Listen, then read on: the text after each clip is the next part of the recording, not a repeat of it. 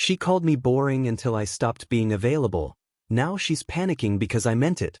I'm Daniel, 34, an aerospace engineer earning $165,000 annually at a defense contractor. Not the most exciting job to most people, but I design guidance systems for satellites and occasionally brief Pentagon officials. My ex-fiancée Emma thought it was corporate drone work and made sure I knew it. We'd been together 4 years, engaged for 8 months, when everything fell apart during what was supposed to be our engagement party planning. Emma worked in event planning, making about $52,000, but lived like she earned twice that. Her Instagram aesthetic required constant investment, designer outfits for every occasion, trendy restaurants she insisted we try, weekend trips to content-worthy destinations. I funded probably 80% of our lifestyle because she needed to maintain her professional image and couldn't cheap out on her brand. I was fine with it because I loved her and thought we were building towards something. The breaking point came on a Thursday evening.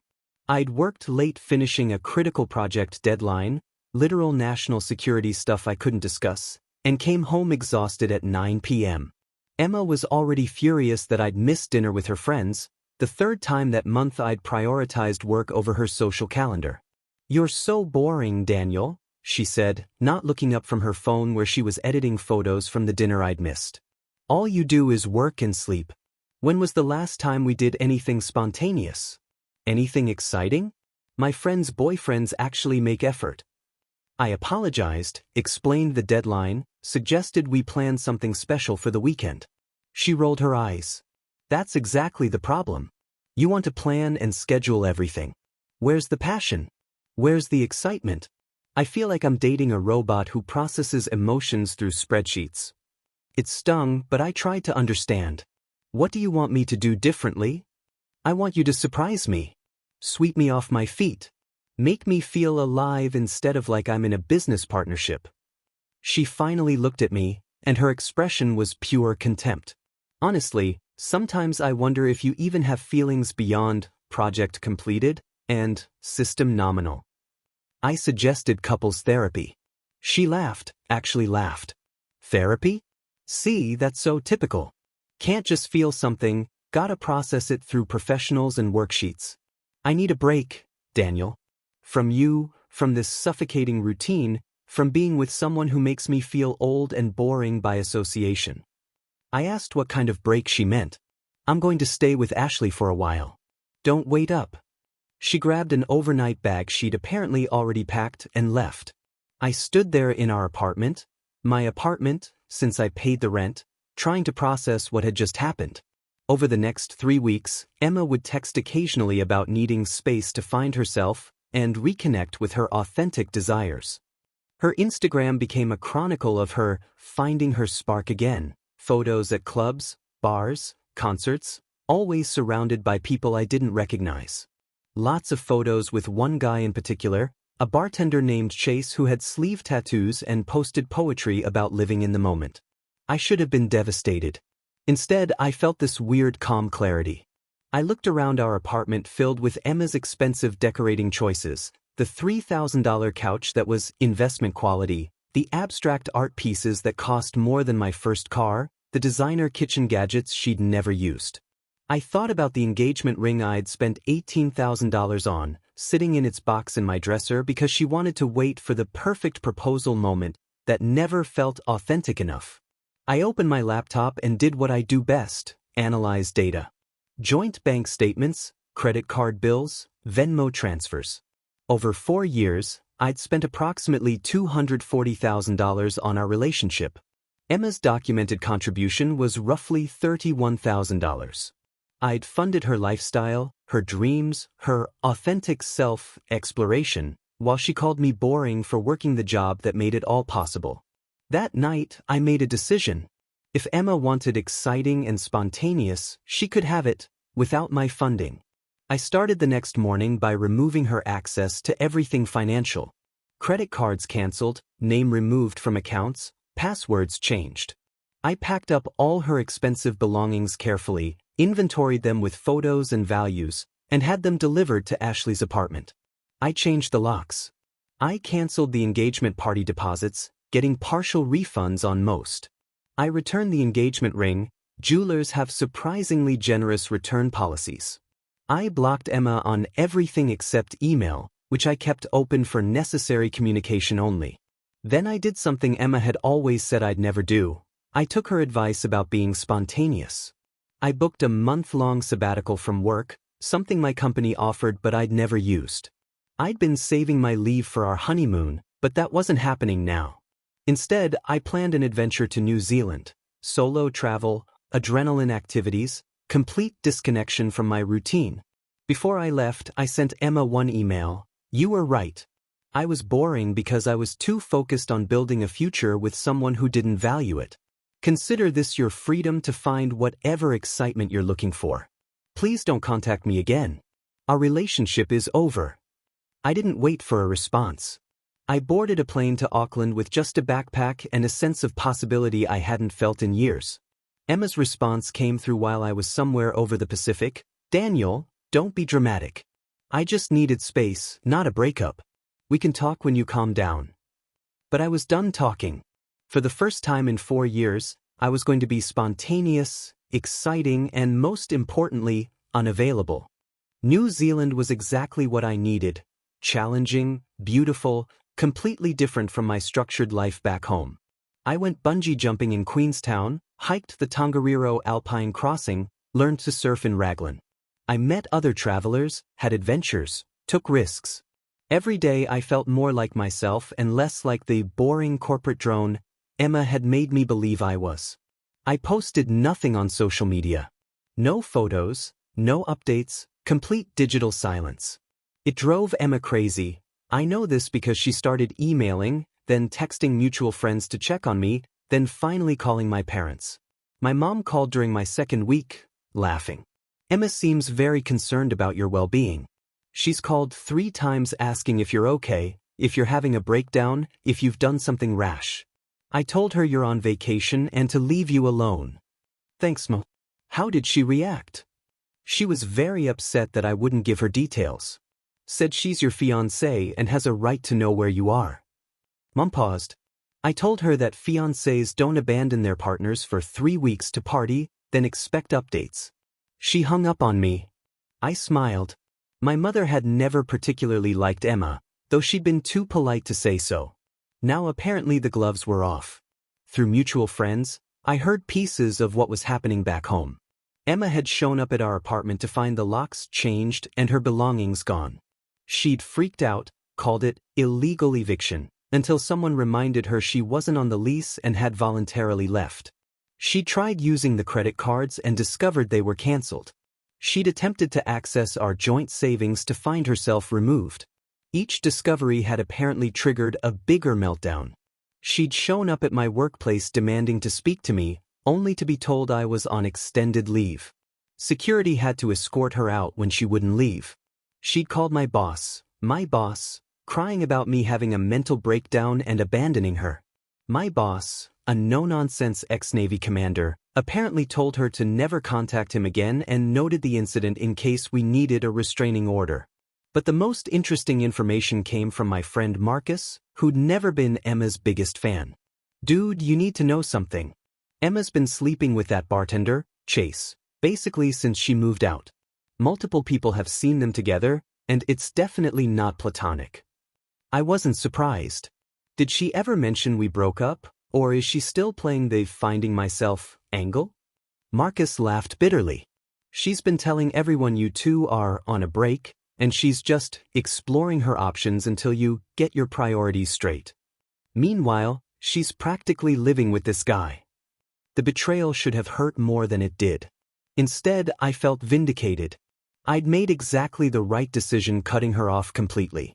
Emma had wanted to keep me as a safety net while she played out her excitement fantasy. Now she had neither, no safety net, and apparently Chase wasn't exactly the upgrade she'd imagined. Marcus, do me a favor. Don't tell her anything about me. Let her figure out on her own that I'm serious about being done. Already doing that. Most of us are. She burned a lot of bridges assuming everyone would take her side, but people saw how she treated you. I spent my third week in New Zealand completely at peace, scuba diving in the Bay of Islands and taking a sailing course. I met Rachel, an Australian marine biologist, and we had a brief, fun connection. Nothing serious, just two people enjoying each other's company without drama or expectations. It reminded me that relationships could be light and easy, not constant work to prove my worth. When I returned home after 4 weeks, tanned and relaxed and genuinely happy, I found 127 unread emails from Emma. They traced a fascinating psychological journey from angry, "How dare you abandon me?" to manipulative, "I'm so worried about you, please just let me know you're okay," to desperate, "I've made a terrible mistake, we need to talk." I deleted them all without reading past the first lines. My apartment felt different when I walked in, cleaner, simpler, more mine. Without Emma's influence, I'd arranged it for comfort rather than aesthetics. I donated most of the expensive decorative items and replaced them with things I actually liked. It felt like coming home to myself.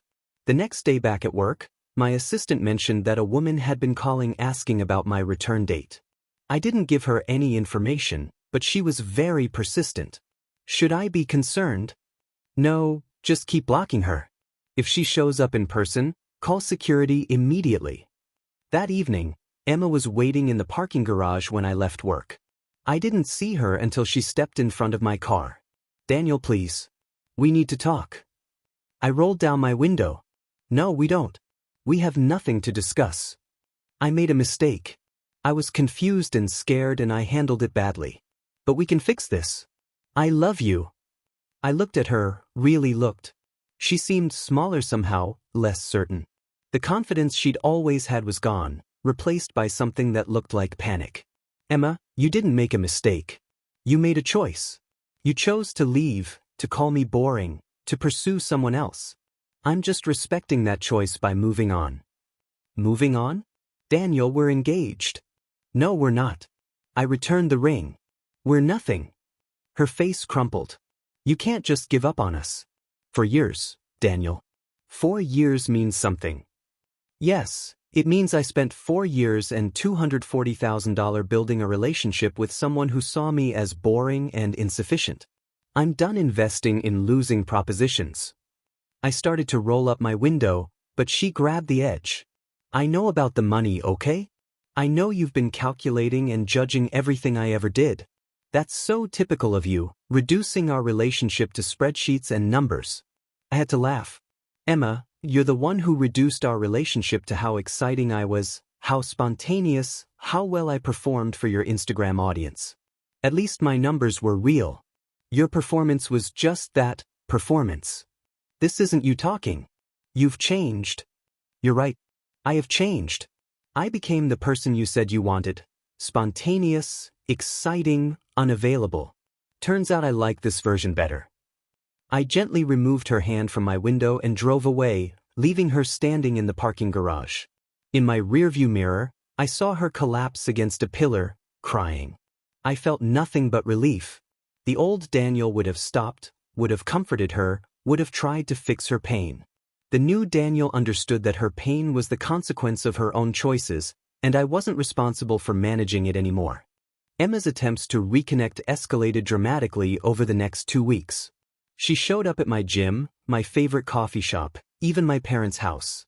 Each time, I maintained complete indifference, polite but distant, like she was a stranger I vaguely recognized.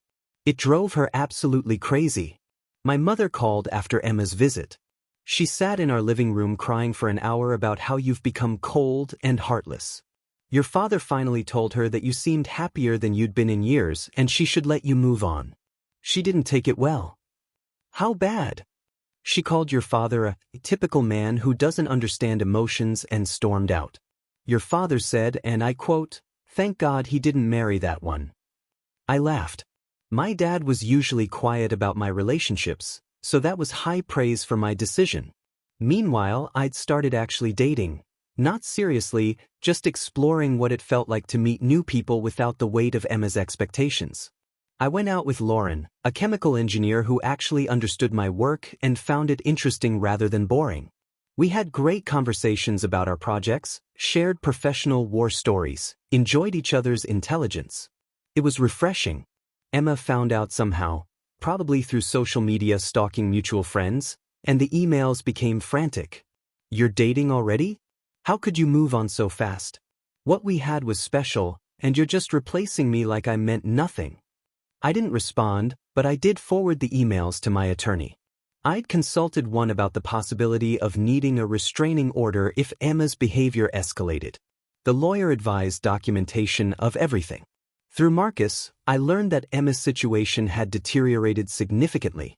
Chase the bartender had apparently dumped her after 2 months, telling mutual friends that she was way too high maintenance and constantly talking about her ex. She'd moved back in with her roommate Ashley, who was reportedly getting tired of subsidizing Emma's lifestyle now that I wasn't in the picture. Emma had been forced to actually live on her $52,000 salary, and the adjustment was brutal. The designer clothes shopping stopped. The expensive restaurants became rare treats. The content-worthy lifestyle she'd maintained on my dime was unsustainable on her own income. Her Instagram presence had noticeably changed: fewer posts, less luxury, more authentic living, and finding beauty in simple moments. It would have been touching if it wasn't so obviously driven by budget constraints rather than genuine personal growth. My friend Jessica, who worked in the same industry as Emma, reported that Emma had been crying at work, telling coworkers she'd made the biggest mistake of her life by letting me go. She's been asking everyone if they know anyone who could talk to you on her behalf. It's honestly kind of pathetic. She's acting like you died instead of just finally standing up for yourself. The most satisfying update came from Marcus about a month after my return from New Zealand. "You'll never believe this. Emma tried to show up at Ashley's boyfriend's poker night, where I was to accidentally run into me and get information about you. When that didn't work, she actually asked if I wanted to get coffee to talk about Daniel's concerning behavior. She's completely lost it." "What did you tell her?" "I told her that your concerning behavior is called self-respect and she should try it sometime." She did not appreciate that. I could picture Emma's face and almost felt sorry for her. Almost. Then I remembered the months of being called boring, the contempt in her voice when she talked about my career, the way she'd made me feel insufficient while spending my money. 2 months post-breakup, Emma tried a different approach. She sent a formal letter through an attorney, not threatening legal action, but requesting mediation to discuss relationship assets and mutual property. My attorney laughed when I showed it to her. "She has no legal claim to anything. You weren't married, everything was in your name, and she voluntarily left. This is a fishing expedition to force contact." We responded with a formal letter detailing exactly what Emma owned, the clothes and personal items I'd already returned, and stating clearly that no mediation was necessary or desired. Any further legal harassment would result in a restraining order. Emma's attorney apparently advised her to drop it, because we heard nothing more on that front. But Emma herself couldn't let go. She started showing up at places she knew I'd be, creating coincidental encounters. The grocery store on Sunday mornings, the park where I ran, the brewery where my friends held trivia night. Each time, she'd try to start casual conversation, acting like we were old friends catching up. "Daniel. Wow, what a coincidence. How have you been?" "Fine. It's so good to see you. I've been thinking about you a lot lately." "Okay. Maybe we could grab coffee sometime?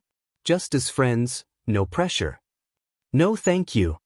The monosyllabic responses frustrated her visibly. She was used to me engaging, explaining, trying to make things work. The new Daniel just didn't. One Saturday evening, I was at a restaurant with Lauren when Emma appeared at our table. She'd obviously planned this, dressed up in one of her designer outfits, makeup perfect, ready for confrontation. "Daniel, we need to talk." She didn't even acknowledge Lauren. I set down my fork calmly. "Emma, this is stalking. Leave now or I'm calling the police." "Stalking? I'm trying to have a conversation with my fiancé." "Ex-fiancé. Who you dumped 3 months ago. Who has asked you repeatedly to stop contacting him." Lauren was watching with interest but staying quiet, letting me handle it. Emma finally noticed her. "And who is this?" Your rebound? Someone you're using to forget what we had. Lauren smiled coldly. I'm someone who isn't using him as an ATM while calling him boring. Nice to meet you, though I've heard a lot. Emma's face went red. How dare you? You don't know anything about our relationship. I know he seems really happy now. That's enough. I stood up. This is your final warning. Or what? You'll have me arrested? For trying to talk to the man I love. Yes, actually. I pulled out my phone. I have documented 47 attempts at unwanted contact over 3 months. Multiple witnesses. A formal cease and desist letter from my attorney. If you don't leave right now, I'm calling the police and filing for a restraining order. For the first time, Emma seemed to realize I was serious. Genuinely, completely serious. The panic that crossed her face was almost satisfying. Daniel, please.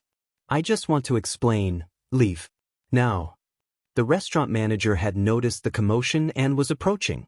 Emma looked around, realized she was becoming a scene, and fled. She was crying, but I felt nothing but relief when she was gone. Lauren raised her wine glass. That was handled perfectly. You didn't engage, didn't explain, just set a clear boundary. I'm impressed. I've learned a lot about boundaries lately. Mostly what happens when you don't have them. We enjoyed the rest of dinner without incident, though I did file a police report that night documenting Emma's harassment. The officer taking the report was sympathetic. This is clearly escalating. I'd recommend getting that restraining order before she does something more serious. I took his advice. The next morning, I filed for a restraining order. The hearing was scheduled for 2 weeks out, and Emma was formally served with the notice. Her response was predictable, a flood of emails about how I was being cruel, vindictive, overreacting. How she was just trying to save our love, and I was weaponizing the legal system to punish her for being emotional. I forwarded every email to my attorney as evidence. Each one just strengthened my case. Emma had gone from calling me boring to proving she couldn't handle me being interesting, as long as that interesting life didn't include her. The restraining order hearing arrived, and I came prepared with 3 months of documentation, emails, text messages, witness statements, photos of Emma at places she had no reason to be except to encounter me, security footage from my workplace, even the restaurant manager's statement about the confrontation. My attorney had organized it into a comprehensive presentation that painted a clear picture of escalating harassment. Emma arrived with a different energy, not the desperate, crying woman from recent encounters, but dressed professionally, composed, clearly coached by someone on how to appear stable and reasonable. She'd brought her own attorney, a young woman who looked nervous reviewing the evidence against her client. The judge, a stern woman in her 50s, reviewed our materials before we even began. I watched her eyebrows raise several times as she read through Emma's emails, particularly the ones that went from, "Please talk to me," to "You owe me," to "I'll make you sorry." When we finally started, Emma's attorney tried to portray this as a misunderstanding between broken-hearted ex-partners. She painted Emma as a woman trying to salvage a relationship whose attempts at reconciliation were being criminalized by a vindictive ex who can't handle being left. My attorney stood and calmly demolished that narrative. Your Honor, Ms. Hart didn't leave Mr. Chen. She abandoned him for 3 weeks to pursue another relationship, then returned when that didn't work out and discovered Mr. Chen had moved on. What we're seeing isn't reconciliation attempts. It's harassment motivated by loss of financial support. She pulled up the financial records showing my $240,000 investment versus Emma's $31,000 contribution. Ms. Hart enjoyed a lifestyle well above her means, funded entirely by Mr. Chen. When she left him for another man, she lost that lifestyle. Her reconciliation attempts began not when she realized she loved him, but when she realized her new relationship couldn't provide the same financial benefits. Emma's face went red. Her attorney objected. This is character assassination. My client's financial situation is irrelevant. The judge disagreed. Actually, it's quite relevant to establishing motive for the harassment. Continue. My attorney presented the timeline, Emma leaving me, her 3 weeks with Chase the bartender, Chase ending things, Emma's first contact attempt the day after that breakup. Then the escalation, showing up at my workplace, my home, my family's home, places I frequented. The confrontation at the restaurant where she'd interrupted my date. Mr. Chin has been clear and consistent in his desire for no contact. He changed locks, blocked her on all platforms, sent a formal cease and desist letter, and verbally told her to stop contacting him at least 15 documented times. Ms. Hart's response has been to escalate, not to respect his boundaries. When Emma took the stand, she tried the emotional approach. I love Daniel. We had 4 years together, we were planning our wedding. I made a mistake asking for space, but that shouldn't mean losing him forever. I'm just trying to fix what I broke. My attorney was gentle but devastating in cross-examination. Ms. Hart, did you or did you not tell Mr. Chin, and I quote, "You're boring and make me feel old and boring by association"? Emma hesitated. I was upset. People say things they don't mean when they're emotional. Did you or did you not pursue a romantic relationship with Mr. Chase Rivera while still engaged to Mr. Chin? We were on a break you initiated without Mr. Chen's agreement. Yes or no, did you pursue a romantic relationship with another man while wearing Mr. Chen's engagement ring? Yes, but, and when that relationship ended, you immediately began contacting Mr. Chin again. Did you consider that he might have moved on? That he might not want you back? Emma's composure cracked. He said he loved me. You don't just stop loving someone. But you did. You stopped loving him enough to leave for someone else. Why should he be required to maintain feelings you yourself abandoned? Emma had no answer. Her attorney tried to redirect, but the damage was done. The judge had heard enough. Ms. Hart, you ended your relationship with Mr. Chin. You pursued someone else. When that didn't work out, you decided you wanted him back, but you don't get to harass someone into resuming a relationship.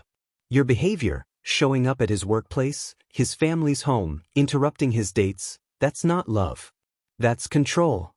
The restraining order was granted immediately, 500 feet minimum distance, no contact directly or through third parties, no social media interaction, violation would result in immediate arrest. As we left the courthouse, Emma tried one last time. Daniel, please. This is insane. You're getting a restraining order against someone who loves you. I looked at her, really looked at her, and saw a stranger. Emma, you loved what I provided, not who I am. There's a difference, and I finally understand that. That's not fair. Fair? You called me boring while spending my money. You left me for someone else, then got upset I wasn't waiting around. You've harassed me for months because you can't handle losing your lifestyle. Nothing about this has been fair, but at least now it's legal. My attorney touched my arm. Don't engage. Let's go. As we walked away, I heard Emma sobbing behind us, but I didn't look back. That chapter was finally, legally, conclusively closed. Over the next few weeks, I waited for Emma to violate the restraining order. She'd never been good with boundaries or rules that didn't suit her. But surprisingly, she stayed away. I heard through mutual friends that she'd been absolutely humiliated by the court proceedings, especially having her financial dependence exposed so publicly. The hearing had apparently done what months of my indifference couldn't. It forced her to confront the reality that I was truly done. She'd moved back in with her parents in another city, taking a job transfer to get away from the toxic environment, where everyone knew her as the woman who destroyed her relationship and then got a restraining order. My life continued improving. Lauren and I dated for a few months before mutually deciding we were better as friends, but it was a healthy, adult decision with no drama. I started seeing Amanda, a fellow engineer who loved discussing aerospace technology and actually found my work fascinating rather than boring. We took trips to space museums, watched rocket launches, had incredible conversations about everything from satellite trajectories to science fiction. It was easy, fun, intellectually stimulating, everything Emma had claimed to want but could never appreciate. 6 months after the restraining order, I got a notification that Emma had requested early termination. Her attorney sent a formal letter stating she'd undergone therapy, understood she'd behaved inappropriately, and wanted to move forward with her life without the stigma of a restraining order. My attorney advised that I could oppose it or let it expire naturally. She's trying to clear her record, make it easier to move on. It doesn't affect you either way. She's in another city, seems to have gotten the message.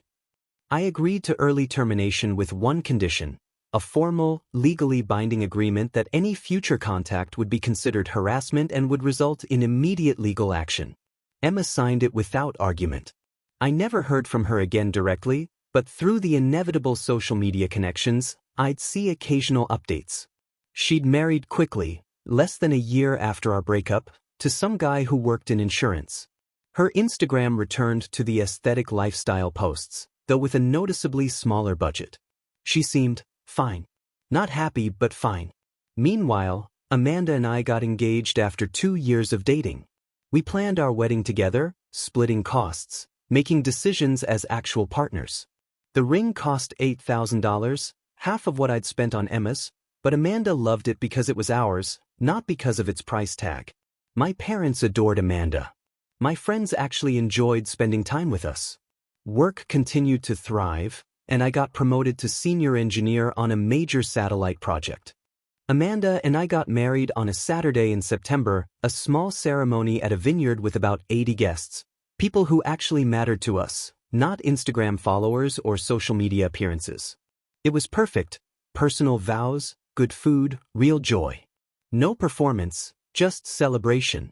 During our reception, my friend Marcus pulled me aside with a weird expression. "Dude, you need to know something. Emma tried to RSVP to your wedding." I stared at him. What? How would she even know about it? She's still friends with some people on the periphery of our circle. Someone must have mentioned it. She called the venue claiming she was a family friend who hadn't received her invitation. They checked the list, obviously she wasn't on it, and told her it was a private event. I felt Amanda's hand on my back before I saw her. She'd overheard. "Is this going to be a problem?" she asked calmly. "Should we alert security?" I loved that her first instinct was practical problem solving, not drama or jealousy. Let's just make them aware. She's in another state, she's remarried, there's no reason for her to actually show up. But I underestimated Emma's capacity for poor decisions. About an hour into the reception, during dinner, there was a commotion at the entrance. Security was blocking someone from entering, and I heard a familiar voice saying, "I just want to give Daniel my congratulations." Is that so wrong? Amanda and I exchanged glances. "Want me to handle it?" she asked. "No, I'll take care of it. This is my mess."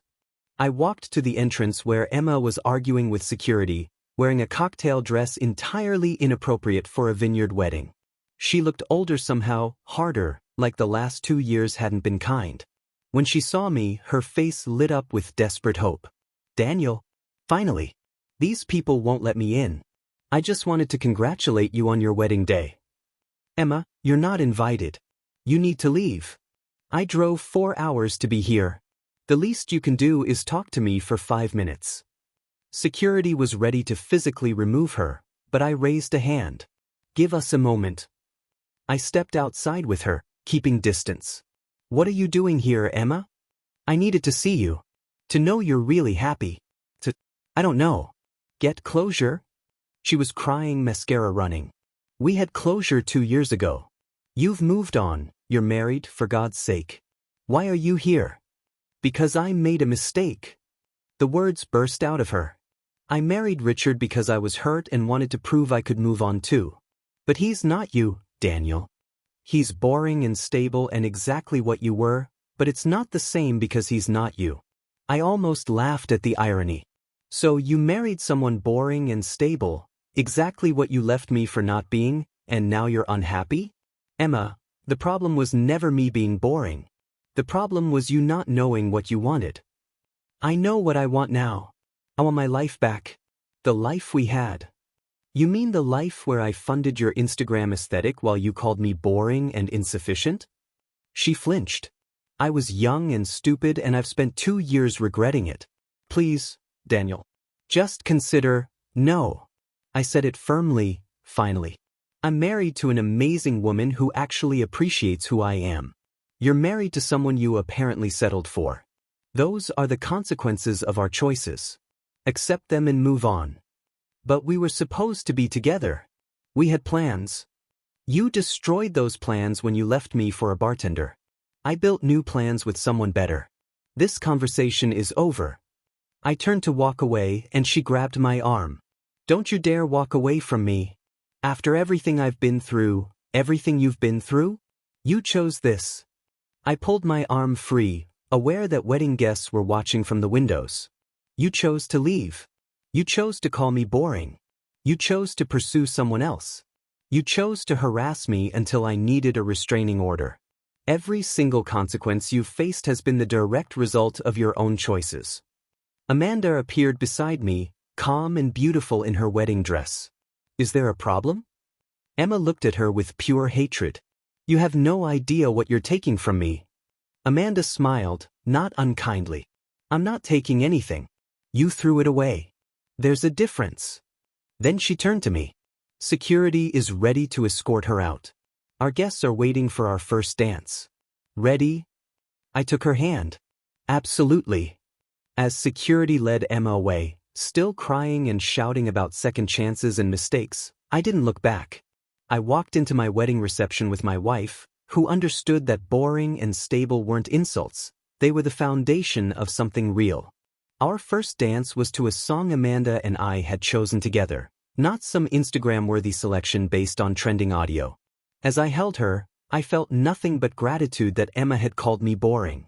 It had freed me to find someone who valued exactly what I had to offer. Later that night, Amanda and I laughed about it. Your ex really drove 4 hours to crash our wedding? Apparently. I still can't believe it. What was she hoping for? That you'd leave me at the altar and run away with her? Knowing Emma, she probably didn't think past, I need to see him. Amanda was quiet for a moment, then said, I'm almost grateful to her, you know. If she hadn't been such a disaster, you might still be together, and I never would have met you. I kissed her forehead. Trust me, I'm grateful too. She did me the biggest favor of my life by showing me what I didn't want. The next morning, we left for our honeymoon in Japan, 2 weeks of exploring Tokyo, Kyoto, and Osaka, splitting every expense, making every decision together as partners. No drama, no performance, just 2 people who genuinely enjoyed each other's company. I posted exactly 3 photos on social media from the entire trip, and they were for our families, not for validation. Emma had taught me that the best moments don't need an audience. Through mutual friends, I heard that Emma's husband Richard had filed for divorce shortly after our wedding. Apparently her confession about still loving me was the final straw in an already troubled marriage. She'd moved back in with her parents again, was job hunting, and had deactivated all her social media accounts. She's completely fallen apart, Marcus told me. Keeps saying she destroyed her whole life chasing a fantasy. She did, I replied. But that's not my problem anymore. And I meant it. Emma's choices, Emma's consequences, Emma's life to rebuild. I had my own life now, a good one, built with someone who actually wanted to build with me rather than just benefit from what I... 3 years into our marriage, Amanda and I were thriving in ways I'd never imagined possible with Emma. We'd bought a house together. Actually together, both names on the deed, both contributing to the down payment. We'd adopted a rescue dog named Copernicus who Amanda insisted we name after a scientist. Our life was filled with weekend projects, dinner parties with friends who genuinely liked both of us, and quiet evenings discussing our respective engineering projects. I'd been promoted to lead engineer on a classified satellite defense project, something I couldn't discuss in detail but that filled me with purpose.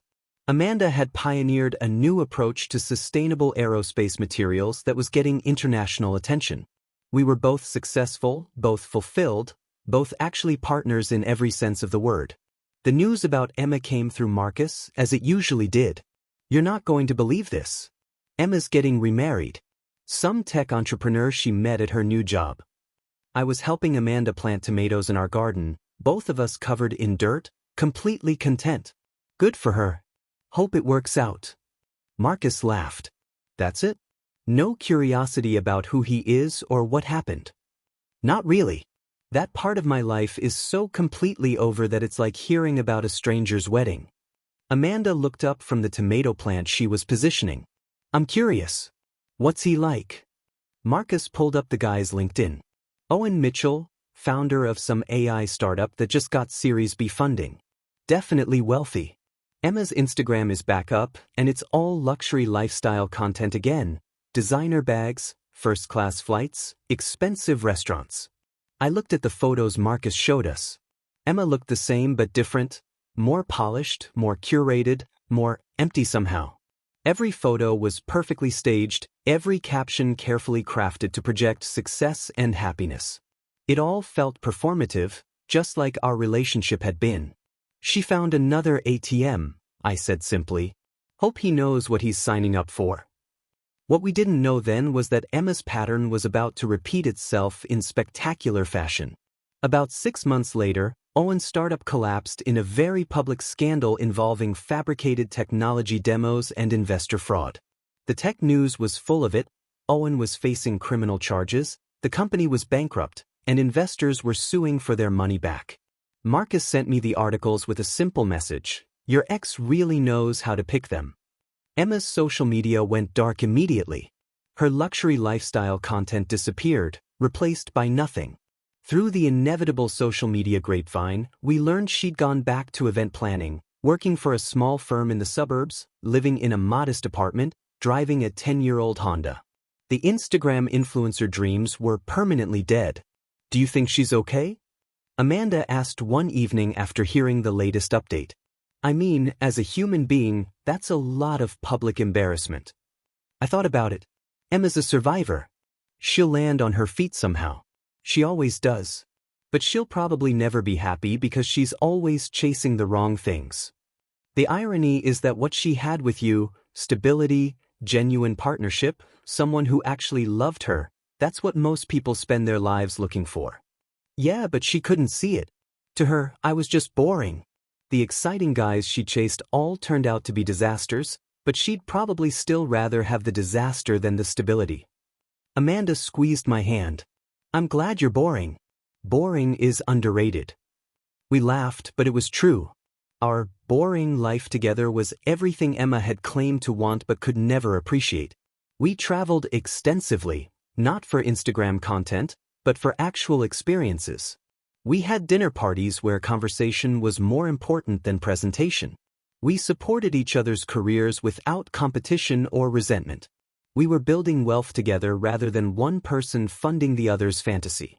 The final Emma update came about a year later. She'd gotten engaged again, this time to a divorced accountant with 2 kids. The announcement on Facebook was modest, almost apologetic.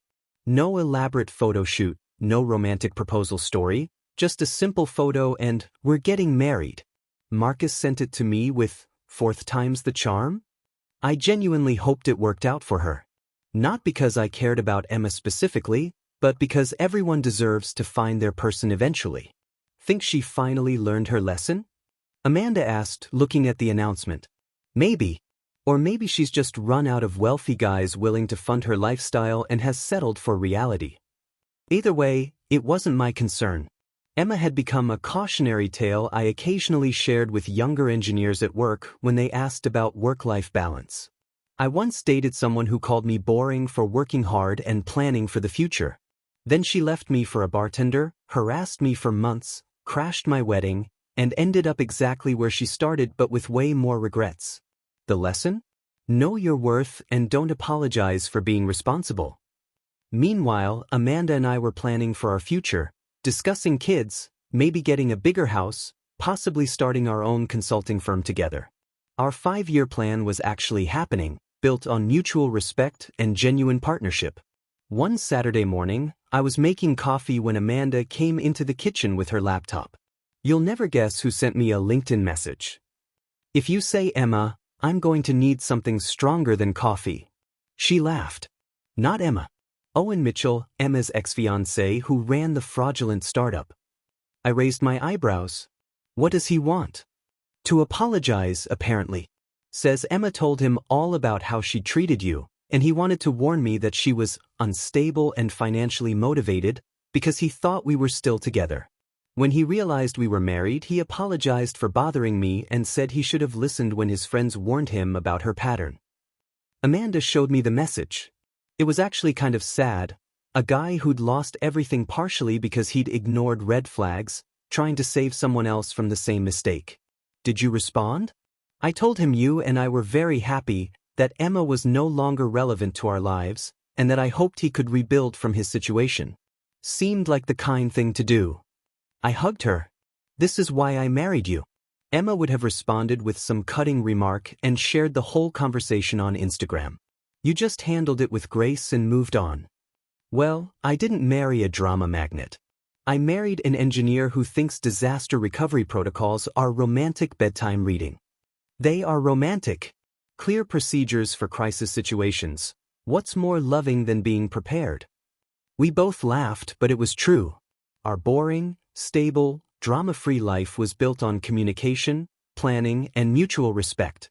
Everything Emma had found insufferable was exactly what made our relationship work. Years later, when we had our first child, a daughter we named Sophie after Amanda's grandmother, I held her in the hospital and thought about the life I'd almost had with Emma. Constant drama, financial imbalance, performance over substance. I'd have been miserable, probably divorced within 5 years, definitely damaged by her contempt. Instead, I was holding my daughter with my partner beside me, both of us exhausted and elated and completely aligned on how we wanted to raise this tiny human. Thank you for being boring with me, Amanda whispered, watching Sophie sleep. Always, I replied. And I meant it. Emma had been right about one thing. I was boring. But boring had given me everything that actually mattered. A partner who valued me, a family built on love rather than transaction, a life of genuine contentment rather than performed happiness. Sophie would grow up seeing what a healthy relationship looked like. She'd understand that excitement and spontaneity were fun, but stability and commitment were the foundation of real love. She'd never doubt that her parents chose each other every day, not because we were stuck, but because we genuinely wanted to be together. Emma's life continued in the background of my awareness. Occasional updates through social media, news through mutual friends. She married the accountant, had a kid, seemed to settle into a quiet suburban life. Her Instagram eventually came back, but it was mom content now, school pickups, soccer games, family dinners. The aesthetic influencer was gone, replaced by someone who looked tired but possibly content. I hoped she'd found her peace, whatever that looked like for her. But I was grateful, deeply, permanently grateful, that she'd called me boring and set me free to find someone who understood that boring was just another word for reliable, steady, present, and committed. The best revenge wasn't my success or her struggles. It was my complete and total indifference to her life, paired with my genuine happiness in my own. She'd wanted exciting and spontaneous. I'd built meaningful and lasting. In the end, boring had won. 5 years after Emma crashed my wedding, I was at an aerospace conference in San Francisco presenting a paper on satellite guidance systems. Amanda couldn't come. She was home with Sophie and our newborn son, Marcus Jr., named after my friend, with his enthusiastic permission. After my presentation, I was at the hotel bar networking with colleagues when I saw her. Emma was sitting alone at a corner table, looking at her phone, nursing a glass of wine. She looked tired, older, like life had worn down some of her sharp edges. I could have ignored her, could have slipped away before she noticed me. But something made me approach, not anger or longing, just curiosity about who she'd become. Emma? She looked up, and shock registered on her face. Daniel. Hi. Mind if I sit? She gestured to the chair across from her, seeming genuinely surprised I was talking to her. I'm amazed you'd even acknowledge me after everything. I sat down, ordered a whiskey. It's been 5 years. Ancient history. We sat in awkward silence for a moment before she spoke. I owe you an apology. A real one, not the desperate ones I sent when I was trying to get you back. Okay. I was terrible to you. I took advantage of your kindness, called you boring when you were actually just stable and decent. I cheated on you emotionally and financially. And when you finally stood up for yourself, I made it worse by stalking you and trying to ruin your wedding. She paused, tears forming. I don't expect forgiveness. I just need you to know that I understand now how badly I treated you. I studied her face, looking for manipulation or performance, but saw only genuine regret. What changed? Therapy. A lot of therapy. And experiencing what it's like when someone treats you the way I treated you. She laughed bitterly. Owen, my ex-fiancé who ran the fraudulent startup, he was exactly what I deserved. Used me for my event planning connections, spent my money, cheated on me, then blamed me when his company collapsed. I finally understood what I'd put you through. I heard you remarried. How's that going? It's good. Tom's a good man. Stable, reliable, kind, everything I couldn't appreciate in you. I'm trying to be better, to actually value what matters instead of chasing excitement. She looked at me carefully. I heard you have kids now. With Amanda. 2. Sophie is 4, Marcus Jr. is 6 months. Are you happy? Really happy? I thought about Amanda at home, probably covered in spit up and exhausted but smiling. About Sophie's endless questions about how rockets work. About our chaotic, imperfect, genuine life. Incredibly happy. Amanda's my best friend, my partner in every sense. We're building something real together. Emma nodded, tears spilling over. That's what I wanted with you, you know. Deep down. But I was too stupid and shallow to recognize it.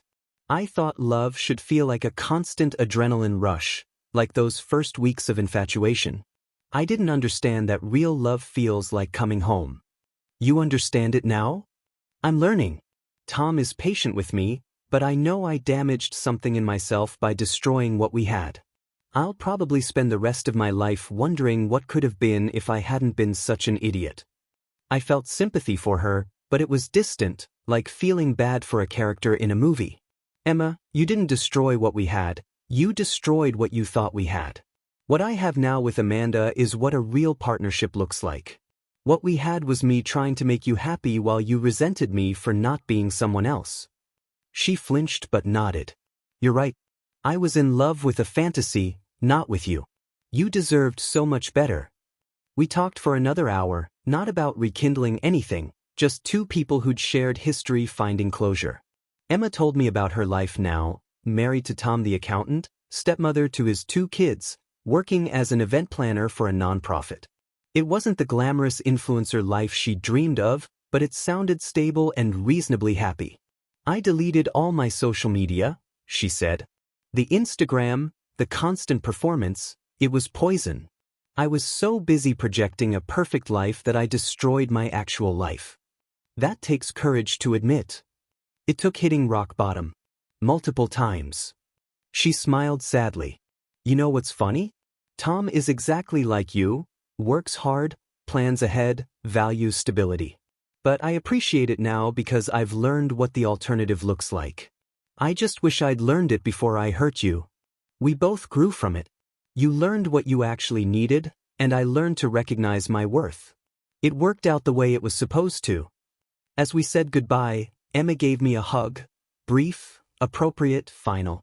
Thank you for not hating me. For being gracious when I didn't deserve it. Life's too short for hate. I hope things work out with Tom. I hope your kids grow up knowing how lucky they are to have parents who actually love each other. Walking back to my hotel room, I felt a strange sense of completion. The Emma chapter was truly, finally closed, not with anger or resentment, but with understanding and acceptance. I called Amanda to say goodnight. Sophie insisted on telling me about the butterflies she'd seen in the garden, and I could hear Marcus Jr. fussing in the background. How was the conference? Amanda asked after Sophie had finished her story. Productive. I actually ran into Emma. There was a pause. Oh, how did that go? Fine, actually. We talked, got closure, moved on. She seems to be doing better. Good for her. And good for you for being mature about it. We talked for a few more minutes before Sophie demanded her bedtime story from Mommy. As I hung up, I realized that Emma's presence or absence in my life was equally irrelevant. She was just someone I used to know, a chapter in my history that had led me exactly where I needed to be. The next morning, my phone buzzed with a message from Emma. Thank you for last night. Not just for being kind, but for being the man you are. It helped me understand what I should be grateful for in my own life. I hope we never see each other again, not from anger, but because we've both moved on to where we belong. Be well, Daniel. I responded simply, you too, Emma. Be happy. And I meant it.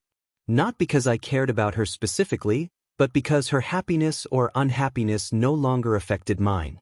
She'd moved from the center of my emotional universe to its distant periphery, someone I wished well but no longer thought about. Years later, when Sophie asked me about my life before Mommy, I told her the truth in age-appropriate terms. I dated someone who didn't appreciate me, and it hurt, but it taught me what I actually wanted in a partner. When I met your mom, I knew she was special because she valued the same things I did. What things, Daddy?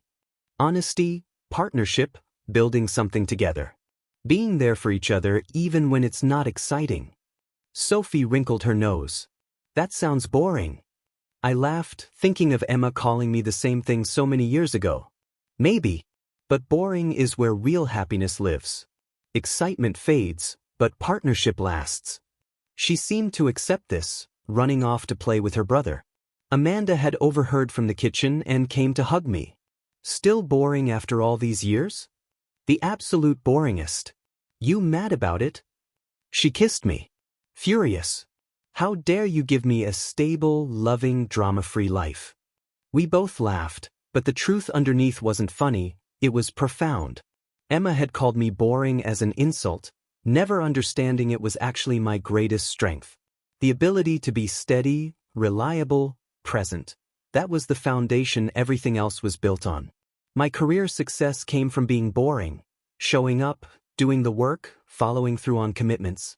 My marriage thrived because we were boring together, consistent, reliable, building slowly toward shared goals. My kids would grow up secure because their life was boring. Predictable bedtimes, steady routines, parents who kept their promises. Emma had chased excitement and found chaos. I'd embraced boring and found peace. In the end, she'd been right to call me boring. She just hadn't understood that boring was exactly what made me worthy of real love. The kind that lasts not because it's exciting, but because it's true. And now, years later, happily married with kids and a career I loved, I could finally thank Emma for the greatest gift she'd ever given me, showing me that boring was not just okay, but exactly what I wanted to be. Because boring meant I was the man my wife could count on, my kids could trust, and my own future self would be proud of. Emma had called me boring until I stopped being available. Then she'd spent years regretting it. But I'd spent those same years discovering that being boring, being stable, reliable, consistent, and true, was the secret to building everything that actually mattered. The man she'd rejected for being boring had built a beautiful, meaningful life. The woman who'd rejected me for being boring had spent years chasing excitement and finding emptiness. The lesson was clear. In the long run, boring wins. Every single time.